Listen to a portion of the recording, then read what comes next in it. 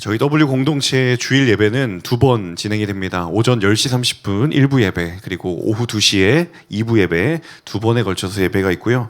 그리고 인스타그램과 카카오톡 플러스 친구를 검색해서 채널 혹은 친구 추가해 주시면 공동체 소식과 특별히 주보 받아보실 수 있습니다.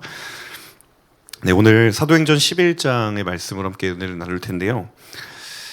오늘 설교 후에 6월 비전원금을 하게 될 텐데, 이번 달 비전원금은 저희 대학청년부 아울리치를 위한 비전원금을 하게 됩니다. 저는 개인적으로 6월 이렇게 둘째 주 6월 비전원금이 되면 이제 드디어 여름 아울리치가 시작이 되는구나 라는 생각을 해보게 됩니다. 또 더불어서 이제 6월 비전원금과 함께 이제 아울리치 티셔츠도 제작을 해서 판매를 하게 되는데요. 제가 그 종류 중에 하나를 입고 왔습니다. 그래서 네, 참고해 주시고 한번 입어볼직한 하다라고 하시면 주보를 통해서 신청해 주시면 네, 되겠습니다. 참고로 엑스라지입니다. 제가 사역을 하기 이전에, 전도사로서 사역을 하기 이전에 청년 시절 때 첫 번째로 갔던 아울리치가 필리핀 아울리치였는데요.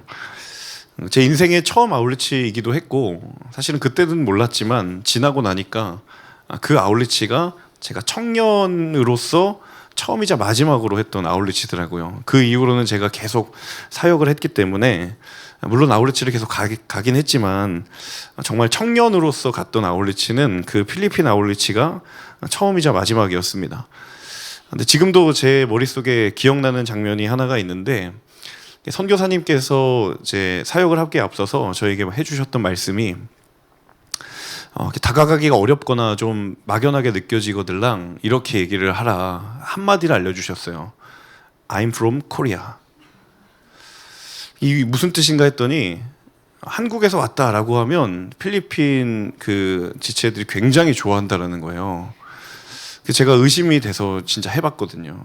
I'm from Korea 했더니 꼬레아? 이러면서 이제 엄청 좋아하시는 거예요. 그 당시에 필리핀 그 청년들도 그렇고 한국 문화에 굉장히 관심이 많았던 것 같아요. 대중문화에 관심이 많아서 내가 한국에서 왔다라고 말하면 그냥 그들의 마음의 문이 자연스럽게 열리는 것을 경험하게 됐습니다. 한국에서 요즘에 유행하는 뭐 드라마가 뭐냐, 영화가 뭐냐, 가요가 뭐냐, 그러니까 어쨌든 물론 이제 복음의 얘기는 다 나중에 하는 거지만, 그래도 그들과의 라포 형성을 위해 그 내가 한국에서 왔다라는 그 말이 엄청난 그 브릿지가 되더라고요. 사실 그때뿐만 아니라 지금도 이제 아울리치를 가는 국가들 중에 어떤 나라들을 방문하게 되면 그냥 코리아라는 이름 하나만으로도 사역을 함에 있어서 굉장히 중요한 마중물이 되는 경우들을 심심치 않게 경험을 하게 되는 것이죠.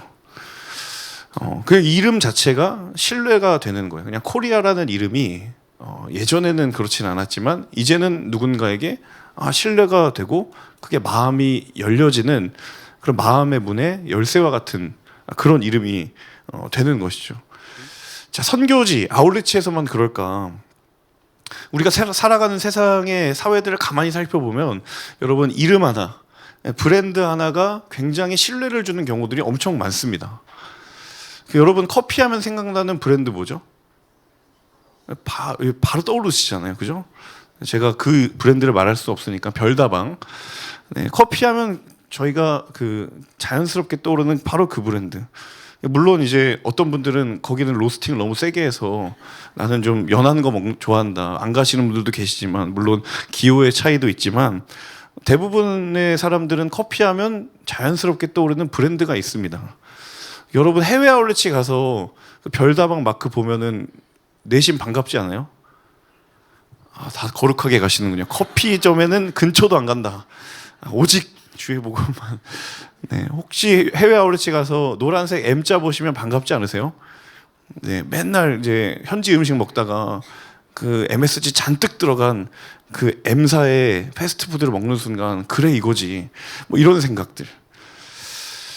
여러분, 이처럼 이름 자체만으로도 그것이 가지고 있는 힘이 느껴지는 경우들이 굉장히 많이 있습니다. 그래서 어떤 기업을 연구하는 사람들은요, 기업의 브랜드, 기업의 이름이 실적을 뛰어넘어서 대중의 신뢰의 기준이 되고 척도가 되는 시대를 우리가 살아가고 있다라고까지 이야기하는 분들이 계시다라는 거예요.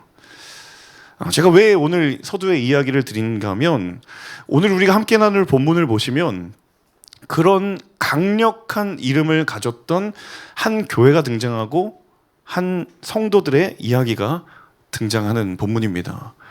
자, 바로 최초의 이방인 교회였던 안디옥 교회의 이야기였고, 그리고 그곳에 모였던 성도들의 이름, 바로 그리스도의 사람, 그리스도인. 자, 안디옥 교회, 그리스도인, 이들이 가지고 있었던 이 거룩한 영향력의 원천이 과연 무엇이었을까? 오늘 이 말씀을 함께 나누기를 원하고요. 더 나아가서 2000년이 훌쩍 지난 이 시대에 오늘 하나님께서 저와 여러분에게 주신 이름, 온누리교회, 그리고 W 청년부, 그리고 우리에게 주신 그리스도의 사람. 여러분, 과연 우리가 가진 이 이름에도 그때의 안디옥 교회와 교인들이 가지고 있었던 그 영적인 능력이 과연 내게 있는가? 그리고 하나님이 우리에게 그 이름을 주실 때 이 이름 안에 담겨지는 하나님의 계획과 하나님의 마음이 무엇일까? 오늘 말씀을 나눌 때 그 마음을 발견하고 붙잡는 시간이 될 수 있기를 주님의 이름으로 축복합니다. 우리 먼저 19절의 말씀 다시 한번 읽어보면 좋겠는데요. 19절 함께 읽겠습니다. 그 무렵 스데반의 일로 인해 핍박을 받아 뿔뿔이 흩어진 사람들은 유대 사람들에게만 말씀을 전하고 있었습니다. 이제는 우리가 좀 잘 아실 거예요. 예루살렘 교회에 엄청난 핍박이 몰아치면서 거기에 있었던 많은 그리스도인들이 유대 땅을 떠나 뿔뿔이 흩어지게 됩니다. 그래서 인근의 지역들로 막 흩어지게 되는데 특별히 지중해 인근의 여러 지역들로 흩어지게 되죠. 자, 19절 오늘 본문에 보면 그 흩어진 여러 지역들 중에 일부가 언급이 되어 있습니다. 세 개의 지명이 나오는데요. 첫 번째 페니키아라는 곳이죠. 페니키아는 개역개정에 베니게라고 번역이 되어 있는데 이 지역은 바로 오늘날의 레바논 땅입니다. 그리고 두 번째가 키프로스죠. 키프로스는 오늘날에도 키프로스 섬이 있어요. 여러분 지도상에 이스라엘의 해안선 바로 옆에 지중해 한가운데에 그 서쪽에 떠 있는 하나의 섬 이름이 거기가 바로 키프로스거든요. 제가 여기가 어딘가 싶어서 구글 맵으로 검색했더니 엄청나게 아름다운 휴양지 같아 보이더라고요. 가보진 않았지만 그렇다고 합니다. 자, 그리고 안디옥은 어딘가? 예루살렘을 기준으로 북쪽으로 약 한 480km 정도 올라가면 이제 수리아라고 하는 시리아라고 하는 지역에 안디옥이 있는데 사실은 이 안디옥이 수리아의 안디옥이에요. 오늘날의 지명으로는 튀르키예 지역이죠. 오늘 지명으로는 안타키아로 지금 존재하고 있는 지역입니다. 자, 그런데 이들 지역에 그리스도인들이 막 흩어졌어요. 자, 그런데 그들이 누구에게 말씀을 오늘 전하는가? 그 말씀을 전한 대상이 누군가 하면 유대 사람들이라고 되어 있어요. 근데 굉장히 이 구절에 조금은 의아한 한 글자의 표현이 있죠. 유대 사람에게만 말씀을 전하고 있었다. 그리스도인들이 말씀을 전한 대상이 유대인들에게만 한정되어 있었다는 거예요. 상식적으로 생각을 해보면 베니게도 그렇고 페니키아도 그렇고 키프로스도 그렇고 안디옥도 그렇고 다 어느 지방이냐면 이방 지역이에요. 그러니까 아무리 숫자적으로 따져도 거기에 유대인들이 있다 한들 그들보다는 누가 더 많아요? 이방인들이 많아요. 그런데도 그곳에 거주하고 있었던 유대인 디아스포라에게만 말씀을 전하고 있었다. 좀 의아한 생각이 들었던 거죠. 왜 그랬을까? 지금 이들의 상황을 가만히 생각해 보면 이해가 되는 부분이 있는 거예요. 자, 유대 지역에 있다가 박해를 피해서 흩어졌어요. 이 박해가 우리는 그냥 딱 두 글자로 박해라고 돼 있지만 사실은 실제적으로 경험한 박해는 어마어마한 겁니다. 그러니까 여러분, 박해 때문에 내가 살던 터전을 떠나야 된다고 생각했을 때 과연 내가 계속해서 신앙생활을 해야 될 것인가? 정말 예수님 때문에 이런 고난을 받는 게 맞다라고 생각을 하지만 실제적으로 내가 마주하고 있는 상황들이 너무너무 어렵다라고 한다면 계속해서 내 삶에 그런 도전의 물음들이 있는 거죠. 이거 계속 해야 되나? 그냥 이 길을 포기하며 내가 이렇게 떠나지 않아도 되는 것이고 이런 갈등과 고민을 하지 않아도 되는 것인데 그런 수많은 생각들이 작용하는 것이죠. 자, 그런데 그들이 또 한편으로 뭘 가지고 있어요? 그들은 사명을 가진 사람들이에요. 우리가 복음을 전해야 된다는 사명이죠. 그러니까 이 핍박을 또 피해서 흩어진 사람들이 유대인들에게만 말씀을 전하고 있다는 것을 우리가 자칫 피상적으로 생각하다 보면 야, 이거 핍박에 굴복한 거 아니냐. 또 핍박을 받을까 봐 두려워서 이방 사람들을 애써 배제한 것 아니냐. 사실상 지금 후퇴된 것 아니냐. 이렇게 너무도 간단하게 생각을 할 수 있겠지만 저는 반복적으로 이 구절을 묵상하면서 어떠한 마음들이 드러는가 하면 여러분 우리 안에도 사명을 따르고자 하는 마음이 있지만 또 한편으로는 현실을 바라보는 마음이 마주할 때가 얼마나 많느냐라는 거예요. 흩어진 사람들, 유대 땅을 떠난 상황이었지만 여전히 그들에게는 사명이 있어요. 근데 핍박이라는 상황이 없을 때는 그 사명이 나를 계속적으로 움직이게 하고 걷게 하고 하나님을 향해 가게 만들어요. 그런데 복음을 전해야 되는 사명이 여전한 거죠. 그런데 그 상황에 현실이라고 하는 상황이 내 안에 도전으로 다가왔을 때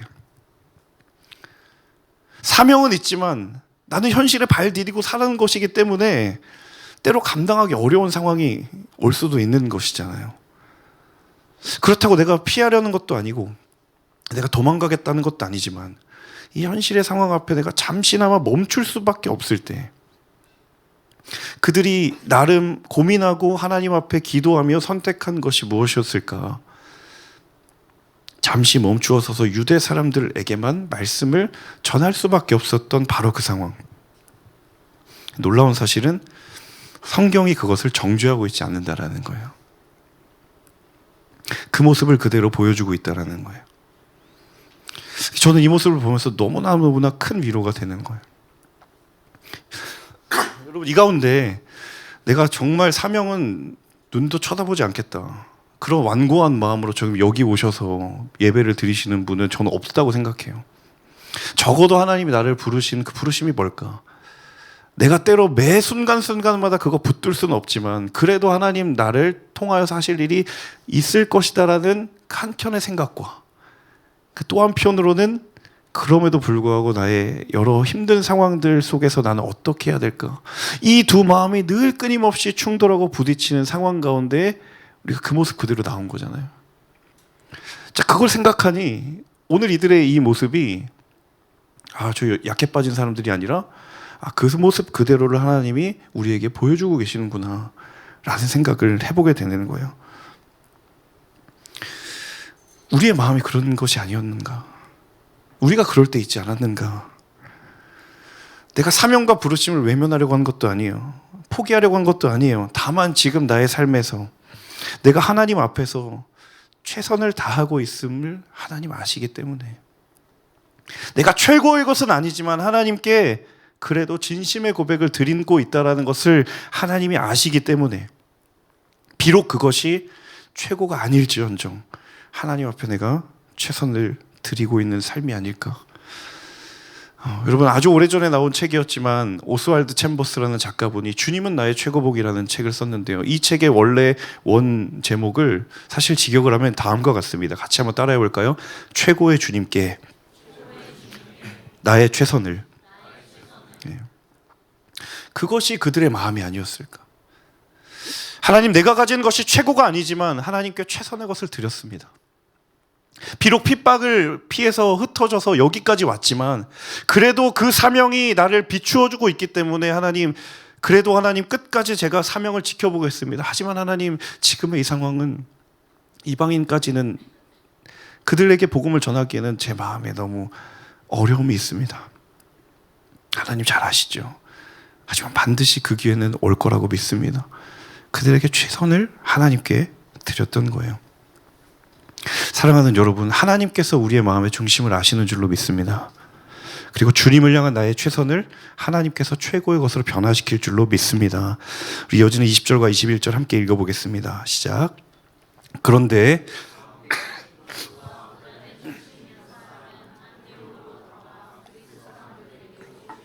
복음을 전하기 시작했습니다.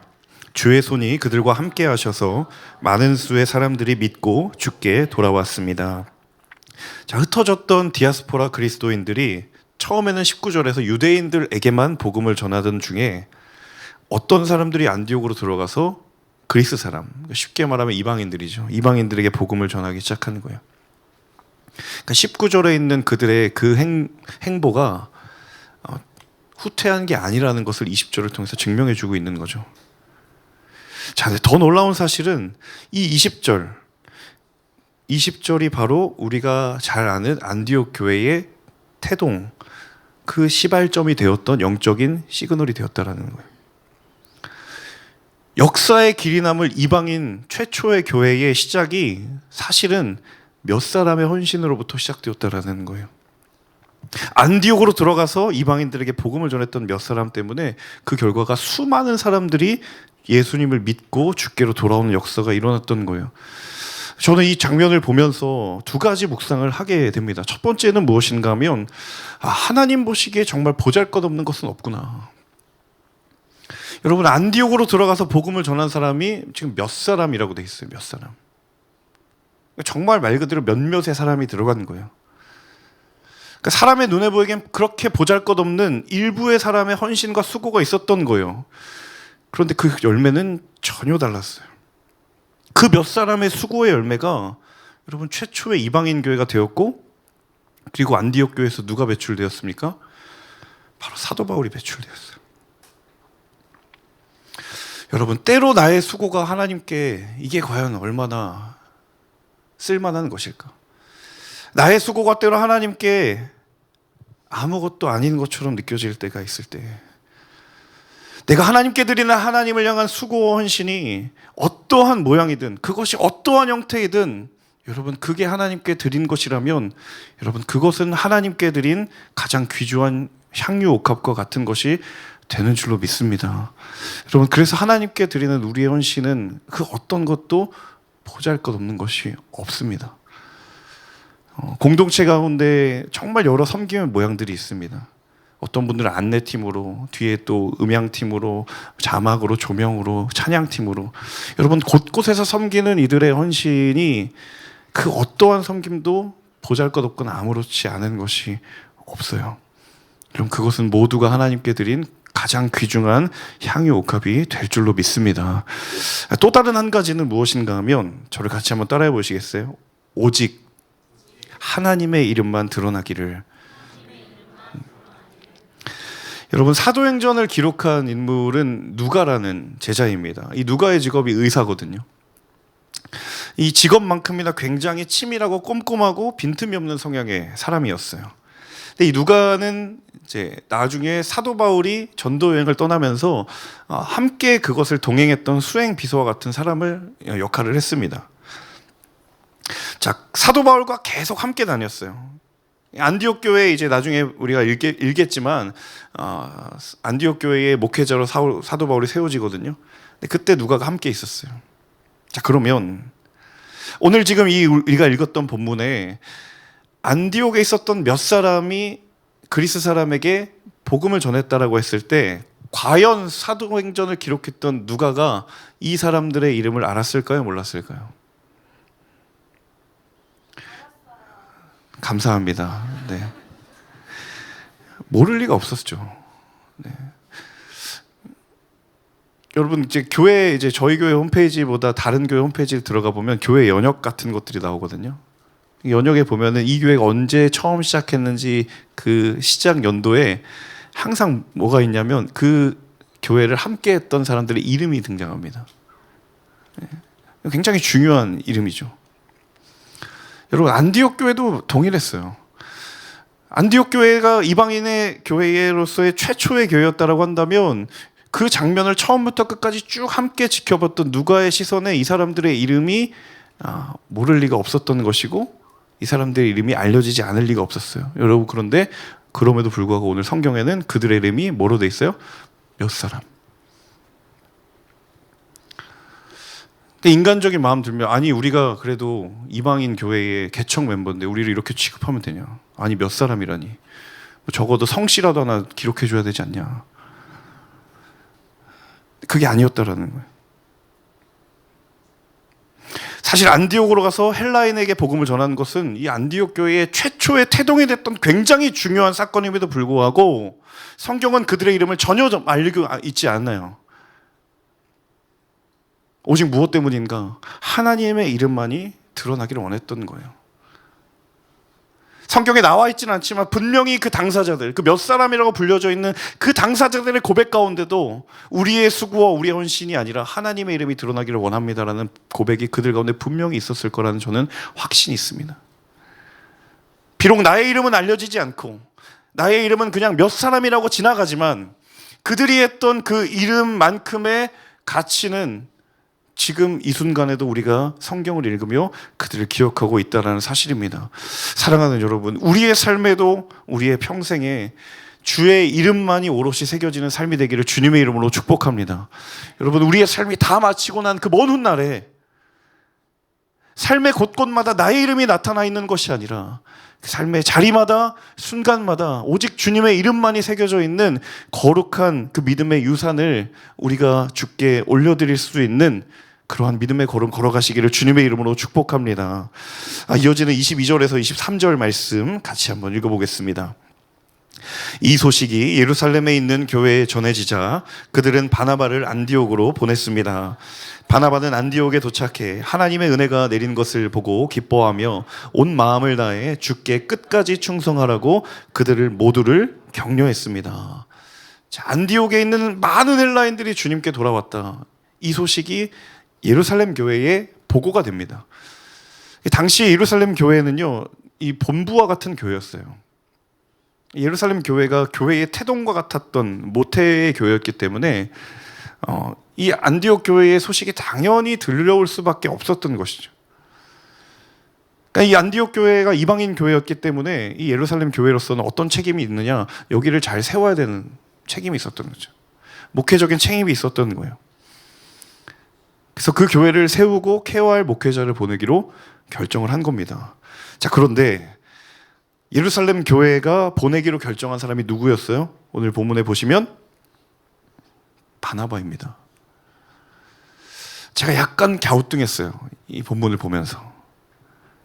왜냐하면 예루살렘 교회로서 사실 안디옥 교회가 가지고 있는 어떤 무게와 영적인 중량감을 고려한다면 적어도 예루살렘 교회에서 12사도 중에 한 명이 가야 되지 않았을까?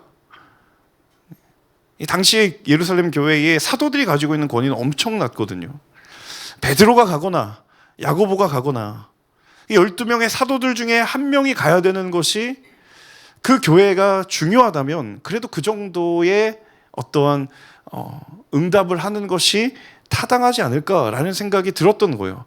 자, 그런데 오늘 본문 가운데에 예루살렘 교회가 보내기로 결정한 사람은 12사도가 아니라 누구였어요? 바나바였어요. 왜 바나바였을까? 표정이 나는 안 궁금한데 왜 이야기를 해주시려는 것일까? 네. 왜 바나바였을까? 여러분, 사도행전 4장에 보면 바나바의 이 출생에 대해서 간단하게 이야기하는 장면이 나오는데 이 바나바가 어디 출신이냐면 바로 오늘 본문 19절에 나와 있는 키프로스 섬 출신이에요. 쉽게 말하면 바나바는 이방인 출신 크리스천입니다.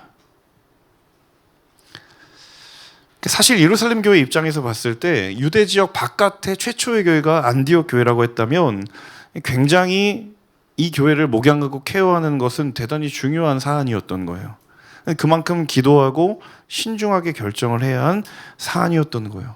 자, 그런데 이 교회의 첫 번째 담임 목사가 누구예요? 이방인 출신인 거예요. 무슨 의미인가 하면 이 유대인 크리스천들로 구성되어 있는 예루살렘 교회가 하나님께서 이방인들을 향한 구원의 선교의 역사를 시작하고 계시는구나라는 것을 이제 인정하기 시작했던 거죠. 예루살렘 교회가 그걸 인정하기 시작했던 거예요. 왜냐하면 여러분, 불과 얼마 전까지만 해도 지난주 본문의 고넬료 사건을 여러분 잘 아시죠? 베드로가 환상을 보기도 했고 심지어 거부할 수 없는 주의 음성을 들었다라고 말을 했음에도 불구하고 베드로가 그 이야기를 예루살렘 교회에 가서 이야기하니까 그들의 반응이 뭐였냐면, 오늘 11장 앞부분에 읽진 않았지만 그 본문을 읽어보시면 굉장히 베드로를 나무랐어요. 받아들일 수 없다라는 거예요. 그 교회의 분위기가 그랬다라는 거예요. 여전히 많은 유대인 크리스천들은 이방인들을 향한 하나님의 선교, 하나님의 사역, 구원의 역사를 머리로는 알고는 있지만 마음으로는 받아들이고 싶지 않았던 거예요. 여러분, 근데 19절에 오늘 이르러서 유대인들로 가득 차 있는 이 예루살렘 교회가 뭘 결정했어요? 이방인 출신의 바나바를 안디옥 교회의 첫 번째 리더십으로 파송하기로 결정한 거예요. 달라진 거예요. 그들이 가지고 있었던 편견의 지경이 무너진 거예요. 하나님의 계획 안에 그들의 시선이 머물기 시작했던 거예요. 여러분, 교회만 변하든가, 여러분, 하나님의 사람은 반드시 하나님의 뜻대로 변화를 경험하는 인생이 되어야 할 줄로 믿습니다. 그런 변화들이 예루살렘 교회에 일어났다는 거예요. 죽어도 변하지 않을 것 같은, 내 목에 칼이 들어와도, 여러분, 이방인 첫 번째 교회에 이방인 출신의 목회자를 보낸다? 예전 같았으면 받아들일 수 없는 일을 이제는 그들이 변화를 경험하는 거예요. 여러분, 내가 하나님의 사람이 맞는가? 내가 그리스도인이 맞는가? 여러분, 이걸 확인할 수 있는 대단히 중요한 기준이 무엇인가 하면 내 삶에 하나님이 원하시는 뜻대로 변화를 경험하고 있는 것입니다. 1년 전에 내가 예수 믿었을 때랑 지금 나의 모습이 하나님의 뜻대로 변하는 게 하나도 없다면 여러분, 좀 심각하게 고민해 보셔야 됩니다. 내 삶에 하나님의 뜻대로 변화를 경험하고 있는가? 여러분, 이 물음을 꼭 마음의 중심에 두시기를 바랍니다. 저는 이 시대에 우리 각자에게 주는 신앙과 믿음을 향한 여러 도전과 유혹들이 있는데, 많은 것들이 있지만 보이지 않지만 우리의 내적인 도전 중에 하나가 무엇인가 라고 말한다면 저는 주저하지 않고 이 부분을 말하고 싶어요. 우리 안의 완고함과 그릇된 자기확신이에요. 성경은 변하지 않는 것이 얼마나 우리의 영혼의 발목을 잡고 나도 모르게 나를 무너뜨리는지를 분명히 경계하고 있습니다. 말씀이 끊임없이 이야기하는데 내 듣고 싶은 대로 듣는 거예요. 변화의 자극이 계속 오고 있는데 말씀은 분명히 이야기하고 선명하게 이야기하는데 나는 변하지 않아요. 어떤 분은 말씀을 변화시키시더라고요. 놀라운 능력을 가지고 계세요. 하지만 여러분, 분명히 이야기합니다. 로마서 12장 1절에서 너희는 이 세대를 본받지 말고 오직 마음을 새롭게 함으로 변화를 받으라고 이야기했어요. 그래야 하나님의 선하시고 기뻐하시고 온전하신 뜻이 무엇인지 분별하게 되는 줄로 믿습니다. 여러분, 이 로마서 12장 1절과 2절을 연결하는 가장 중요한 키는 무엇인가 하면 변화를 받는 거예요. 저는 여러분에게 도전합니다. W 공동체 최소 1개월 이상 오신 분들, 여러분 마음에 변화의 자극이 없다라고 한다면 여러분, 오늘 다시 한번 말씀 붙들고 기도하십시오. 하나님, 제가 무엇이 변화해야 됩니까? 하나님 기뻐하시는 대로 변화되어야 될 것이 무엇입니까? 저로 하여금 알게 하여 주시고 깨닫게 하여 주시옵소서. 하나님, 주의 뜻대로 인생의 관점에 대한 변화가 경험되기를 간절히 소망합니다. 주님 닮은 언어의 변화가 경험되기를 주님의 이름으로 축복합니다. 예수 그리스도를 닮는 성장과 성숙의 변화가 우리 가운데 경험되기를 주님의 이름으로 축복합니다. 여러분, 변하지 않으면 뒤돌아서게 되어 있어요. 자, 이어지는 25절에서 26절 상반절 말씀입니다. 함께 읽겠습니다. 그리고 바나바는 사울을 찾으러 다소로 가서 그를 만나 안디옥으로 데리고 왔습니다. 그리하여 바나바와 사울은 1년 내내 그곳 교회에 머물면서 많은 사람들을 가르쳤습니다. 여러분, 이 장면의 맥락이 어떤 맥락이냐면, 이제 바나바가 파송에 대해서 안디옥 교회를 세우고 목회를 하는데 엄청난 성장과 부흥이 일어나는 거예요. 어느 정도인가? 바나바 혼자는 케어가 안 되는 거예요. 감당이 안 되는 거예요. 바나바가 이제 일꾼들을 세워서 함께 목회를 하는데 매일 세 가족이 들어오는 거예요. 세 가족 그룹이 막 미어 터지는 거예요. 제가 좀 알 것 같아요, 이거. 저희 공동체도 그렇거든요. 아시는 분은 아시고 모르신 분은 계속 모르시겠지만 저희 공동체 1부와 2부의 예배에 매주 새 가족이 오십니다. 네. 밤이고 낮이고 계속 연락 와요. 순장이 모자라요, 목사님. 네. 새 가족 순장이 모자라다고 최근에 연락이 왔고, 또 최근에는 저희가 1부와 2부에 다락방이 새로 세워졌어요. 순장이 모자르대요. 저는 대학 청년 목회 그 사역을 12년째 하면서 그래도 이게 콜링의 시즌이라는 게 있는데 시즌이 없을 수도 있구나, 1년 내내 할 수도 있구나라는 것을 W 와서 느꼈어요. 네, 매번 세우는 거예요. 여러분, 혹시 제가 불쌍해 보이시거나 우리 리더십이 긍휼한 마음이 있으시다면, 그런데 아무것도 안 하고 계신 분이 계시다면 저한테 연락 주세요. 연락 주실 용기가 없으시다면 연락이라도 받아주세요. 그런 상황이었던 거예요. 그래서 바나바가 또 다른 한 명을 세우죠. 바나바의 마음에 누가 있었냐면, 여러분, 그 유명한 바로 사울이었습니다. 바나바와 사울은 정말 특별한 동역의 관계였습니다. 나중에 사도행전 1차 전도 여행이 시작되면서 함께 선교 여행을 했던 관계이기도 하고, 그보다도 사실 더 중요했던 건 무엇인가 하면, 사울이 다메섹에서 회심을 경험했는데 많은 사람들이 그 경험을 인정해 주질 않는 거예요. 저 의심해 봐야 된다. 아닐 수도 있다. 우리 속이는 걸 수도 있다.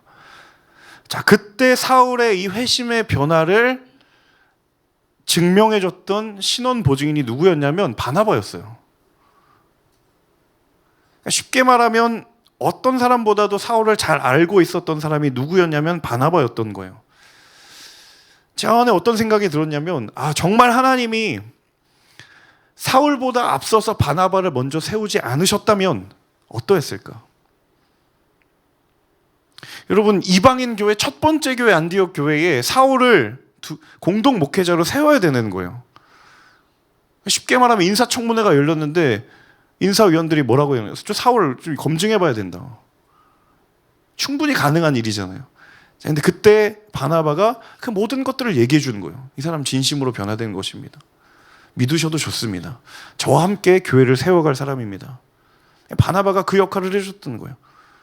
그러니까 하나님이 사울보다 바나바를 먼저 세워서 사울의 사울됨을 위하여 하나님이 준비하지 않으셨다면 과연 이 안디옥 교회가 온전할 수 있었을까? 라는 생각을 해보게 되는 거예요. 사실 우리가 신약성경 읽다 보면 사도행전이도 그렇고 바울 서신도 그렇고 주된 모든 메시지가 사도 바울의 초점이 맞추어져 있기 때문에 사도 바울이 정말 엄청난 막대한 영향력을 행사하는 것처럼 보이지만, 여러분 기억하셔야 될 것은 바울이 바울 될 수 있었던 것은 결코 자신의 혼자 힘으로 된 게 아니라는 겁니다. 이 바나바와 같은 그의 인생의 결정적 순간에 영적인 디딤돌, 영적인 조연이 되어주었던 누군가가 있었던 거예요. 여러분, 바나바가 없었으면 저는 확신컨대 지금의 바울이 과연 존재할 수 있었을까? 라는 이 물음이 과연 무리한 물음일까요? 여러분, 꼭 기억하고 있지 않으시기를 바라는 것은 바울뿐만 아니라 내가 지금 여기에 서 있는 것은 하나님께서 허락하신 한 사람을 통해 하나님이 일하고 계셨기 때문에 내가 지금 여기에 서 있는 겁니다.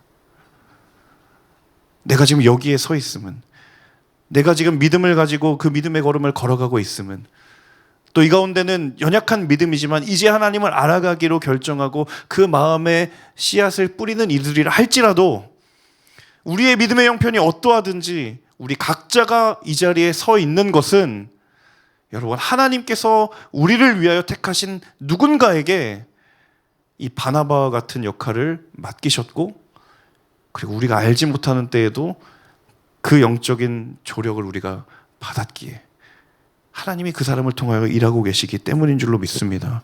여러분, 이거 기억하면 겸손할 수 있어요. 여러분, 이거 기억하면 하나님을 잊지 않을 수 있습니다. 이 세상의 모든 사람이 바울과 같은 사명으로 태어나지 않았습니다. 어떤 사람은 바울과 같은 사명을 가진 사람이 있지만 또 다른 누군가는 바나바와 같은 사명을 가진 사람들이 있어요.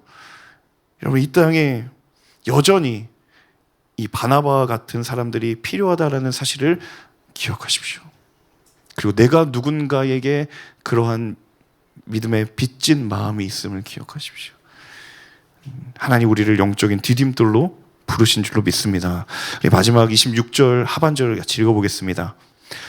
그리고 안디옥에서 제자들은 처음으로 그리스도의 사람이라고 불리게 됐습니다. 바나바와 사울이 공동 목회를 하면서 정말 많은 결실이 있었던 것 같아요. 말씀을 배우고 믿음이 자라난 제자들이 그들의 삶의 자리 가운데 무엇을 경험했는가 하면 그들이 그리스도의 사람이라고 불리게 되었다고 합니다. 그리스도의 사람, 그리스도를 따르는 사람, 개역개정에서는 그리스도인이라고 표현이 되어 있죠. 제가 이 부분을 연초에도 예배에서 한번 말씀을 나눈 적이 있는데요. 여러분 성경에서 그리스도인이라는 단어가 몇 번 나오는지 아세요? 네, 지난 1월 설교를 기억하실 분이 없을 거라고 생각하기 때문에 제가 한 번 더 물어보는 겁니다. 성경에서 그리스도인이라는 단어가 개역개정 기준으로 딱 3번 나옵니다. 약간 심정적으로 좀 오차가 있지 않으세요? 그리스도인이라는 말 굉장히 많이 나올 것 같은데 딱 3번 나옵니다. 지금 이 구절 11장 26절이고 그 다음에 사도행전 26장에 아그리빠 왕이 바울에게 하는 그 말 안에 포함되어 있는 그리스도인이라는 표현이 나와요. 자, 그걸 제외하면 오늘 이 구절과 또 다른 한 구절 딱 2번밖에 안 나오거든요. 근데 묘하게도 오늘 이 구절과 그리고 또 다른 하나의 그리스도인이라는 언급이 되어 있는 구절이 그것을 설명해주고 있습니다. 우리 마지막 베드로전서 4장 16절 남은 한 구절입니다. 그리스도인이 나오는 시작 함께 읽습니다. 그러나 여러분이 그리스도의 사람으로 고난을 받는다면 부끄러워하지 말고 도리어 그 이름으로 하나님께 영광을 돌리십시오. 저는 오늘의 본문과 이 베드로전서 4장 16절이 너무나도 자연스럽게 이어지는 것 같아요. 안디옥의 수많은 사람들이 하나님의 말씀을 듣고 제자가 돼서 그리스도의 사람이라고 부름을 받았는데 그들의 모습이 구체적으로 어떤 모습이었는가 베드로전서 4장 16절에 나오는 거예요.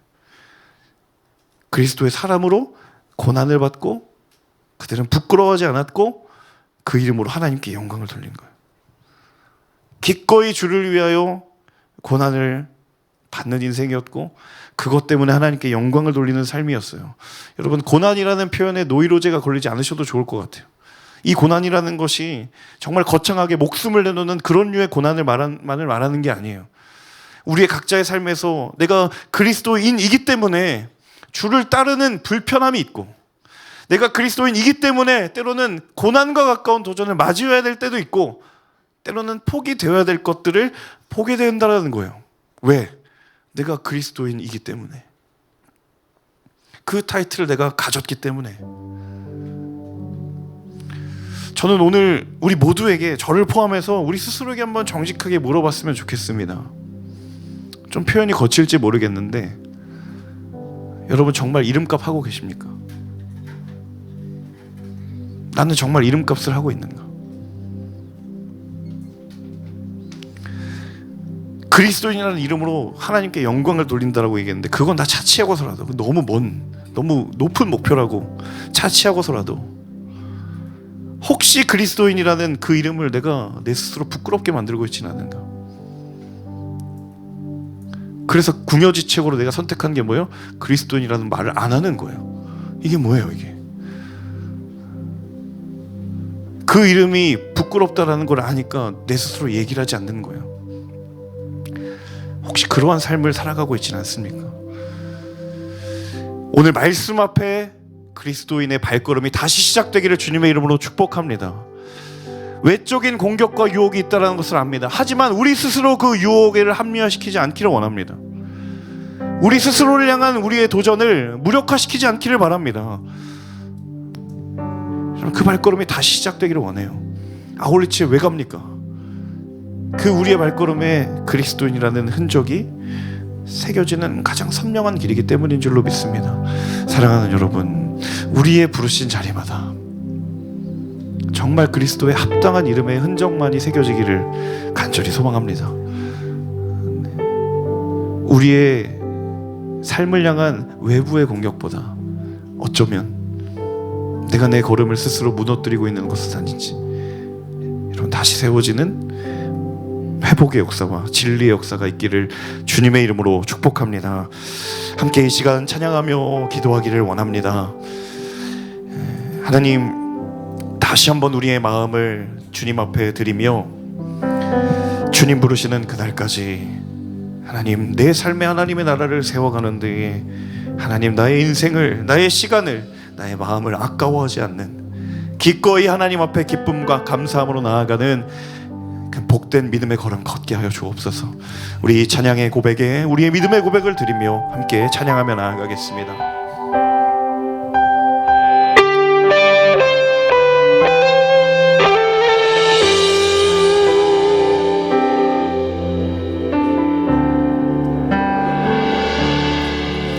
이곳에 임하신 하나님 나라, 가난한 마음으로 바라보리라.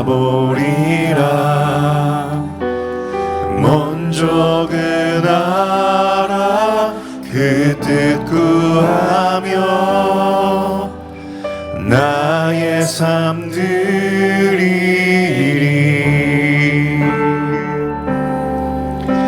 주님이 맡기신 하나님 나라, 믿음의 눈으로 바라보리라. 하늘의 뜻이 이 땅 가운데 완성될 그날까지 믿음 다하여 그 위에 서리라. 하나님의 나라는 무너지지 않으리. 믿음 다하여 그 나라 세워가리라. 주님 곧 오실 때까지. 다시 한번 찬양하며 나아갈 때 우리 가능하신 분들은 자리에 일어나서 찬양하겠습니다.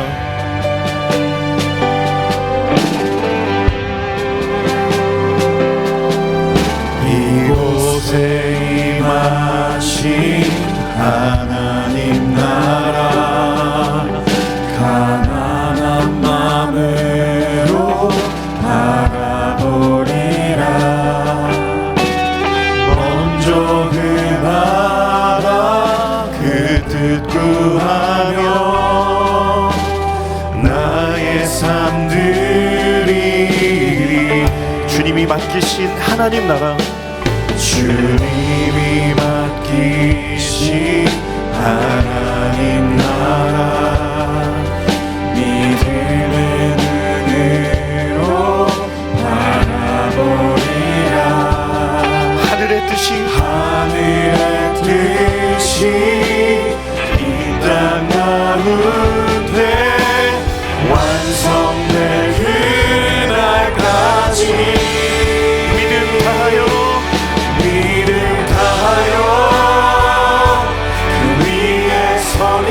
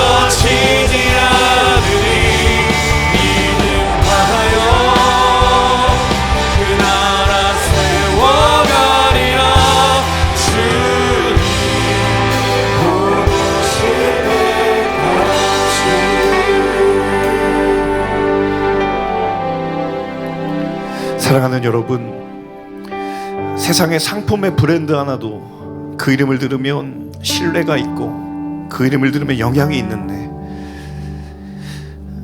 썩어 없어지지 않고 쇠하여 없어지지 않을 그 영원한 우리의 영적인 이름을 하나님 우리에게 주셨음에도 불구하고, 여러분 과연 그 이름이 우리에게 능력이 되고 소망이 되고 생명이 되십니까? 하나님, 다시 한번 오늘 말씀을 의지하며 내가 선포합니다. 주여, 나는 그리스도인입니다.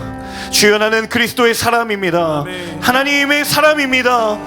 하나님, 내가 말하는 대로, 선포하는 대로 내 삶 가운데에 아름다운 흔적이 새겨지며 살아가는 하나님의 사람 되게 하여 주시옵소서. 허울뿐인 이름이 아니라, 껍데기뿐인 이름이 아니라 그 이름의 능력을 경험하는 인생이 되게 하여 주시옵소서. 내 영혼아 깨어날지어다. 주여, 부르짖으며 기도하겠습니다. 주여, 신실하신 아버지 하나님, 주의 능력을 의지하며 기도하며 나아갑니다. 성령 하나님, 다시 한번 우리가 말씀 앞에 엎드려 기도하며 나아갑니다. 하나님, 나는 그리스도인입니다. 나는 하나님의 사람입니다. 아버지 하나님, 내게 주신 그 영광의 이름, 내게 주신 생명의 이름, 내게 주신 능력의 이름을 따라 살아나가는 하나님의 사람들이 될 수 있도록 인도하여 주옵소서. 주님, 우리가 부르신 삶의 자리마다, 나를 부르신 삶의 자리마다 주여, 그 이름의 능력이 선포되게 하여 주시기를 간절히 원합니다. 내 영혼아 주저하지 말고, 내 영혼아 낙심하지 말고, 내 영혼아 주의 영광을 위해 달려갈지어다. 살아계신 아버지 하나님, 우리의 삶을 통하여 영광 받으실 주님의 이름을 찬양합니다. 하나님, 우리를 삶의 자리로 부르신 주님의 은혜를, 주님의 이름을 기억하며 담대히 주 앞에 나아가는 하나님의 사람들이 될 수 있도록 인도하여 주옵소서. 오 성령 하나님, 오 신실하신 아버지 하나님, 강건케 하여 주옵소서. 그 믿음의 걸음에 능력이 있게 하여 주옵소서. 그 입술의 선포에 관세가 있게 하여 주옵소서. 하나님, 우리를 부르신 각자의 자리마다, 아버지 하나님, 우리를 부르신 가정의 자리마다, 우리의 일터마다, 우리의 삶의 지경마다 주의 이름이 선포되는 놀라운 은혜의 역사를 경험하는 하나님의 사람들이 될 수 있도록 인도하여 주시옵소서. 선하신 주님, 능력의 주님, 소망 되신 주님을 인하여 찬양하며 나아갑니다. 오 살아계신 아버지 하나님, 주님을 향하여 우리의 믿음의 바람을 나아가기를 원합니다. 주여, 역사에 주시고 주님 인도하여 주옵소서. 주여, 주여, 강건케 하여 주옵소서. 주님, 믿음의 앞다가는 자 있게 하여 주옵소서. 주님, 담대하게 하여 주옵소서. 염려하지 말지어다. 놀라지 말지어다. 물러서지 말지어다. 그 믿음의 걸음을 담대히 걸어 나아가는 하나님의 사람들 될 수 있도록 인도하여 주옵소서. 하나님, 주님의 이름을 찬양합니다.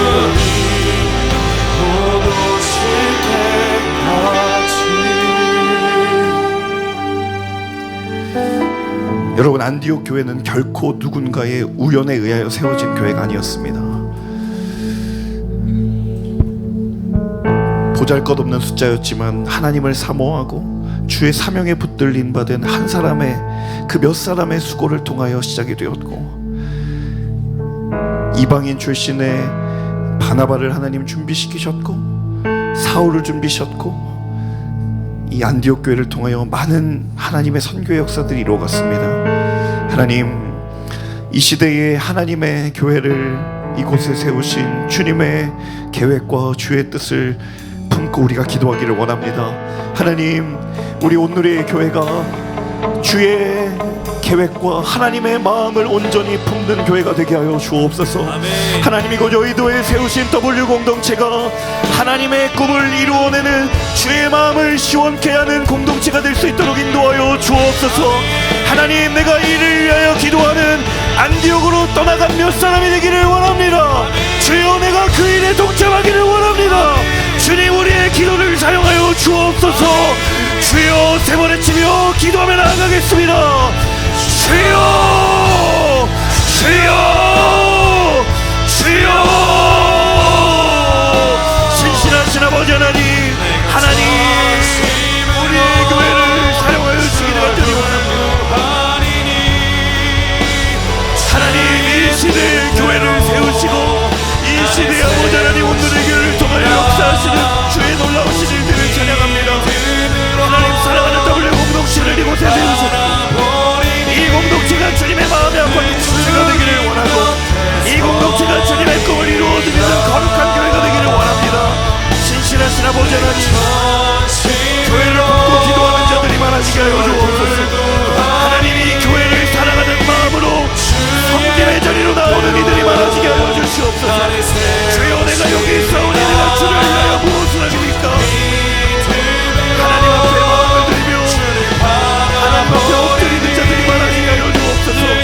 주님 이 교회는 주님의 것입니다. 이 교회를 통해 아버지 하나님의 꿈을 이루는 거룩한 더블 공동체 되게 하여 주옵소서. 주님의 마음을 시원케 하는 공동체가 될 수 있도록 인도하여 주옵소서.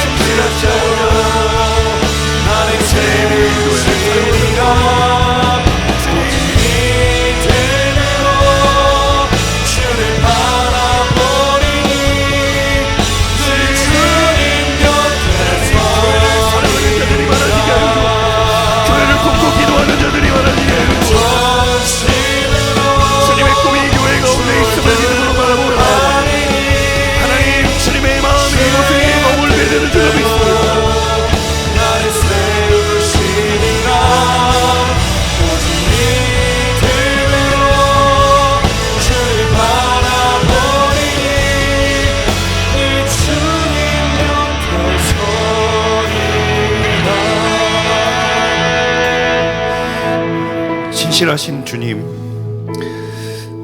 오늘 이 안디옥 교회의 첫 출발을 바라보며 정말 하나님의 역사하심과 또 하나님의 신실하심이 우리의 연약한 생각과 우리의 믿음의 시선을 뛰어넘고 있음을 우리가 다시 한번 바라봅니다. 사명을 주신 마음과 또 현실을 바라보는 마음이 부딪힐 때에도 그런 그들을 책망치 아니하시고 피할 길을 열어주시고 잠시 멈추어서 다시 나아갈 수 있는 또 다른 길을 그들에게 보이심으로 그들을 위로하시고 세임 주시고 다시 사명 가운데로 나아오라고 말씀하시는 그 선하신 아버지 하나님의 부르심을 바라보며, 하나님, 때로 우리가 하나님을 오해하였다면, 때로 우리가 하나님을 향하여 왜곡된 시선을 가지고 있었다면, 주여 우리의 마음에 심령 가운데에 주의 넘치는 성령의 위로하심과 평안케 하심을 부어주심으로 다시 한번 주를 온전히 바라보는 회복이 있게 하여 주시옵소서. 하나님, 이 안디옥 교회의 이름은 알 수 없지만 몇 사람의 그 결단과 수고 원신을 통하여 그 영적인 물꼬가 튀어졌고, 바나바라고 하는 한 사람을 통하여 사울을 사울되게 했던 하나님의 그 섬세하신 일들을 바라보며, 주님, 우리 안에 끊임없는 하나님 기뻐하시는 변화가 있기를 간절히 소망합니다. 하나님, 누군가에게 영적인 디딤돌이 되어주는 거룩한 믿음의 연합이 있기를 간절히 소망합니다. 주여, 이곳에 세우신 우리 오늘의 교회 W 공동체가 그러한 주님의 마음을 품고 주의 마음을 시원케 하는 거룩한 이곳에 세운 오늘날의 안디옥 교회와 같은 거룩한 교회 되게 하여 주시옵소서. 하나님, 그를 위하여 우리가 구경꾼이 되지 않기를 원하고 방관자 되지 않기를 원합니다. 주님, 주의 마음을 품고 이 교회를 위하여 기도하게 하시고 우리의 모든 힘을 함께 합할 수 있는 거룩한 공동체 되게 하여 주시옵소서. 그 일을 이루실 주님의 이름을 찬양하고 감사드리며 이 모든 말씀 살아계신 주 예수님의 이름으로 기도합니다. 아멘. 우리의 교회의 주인 되신 하나님께 우리 감사와 영광의 박수 올려드리겠습니다.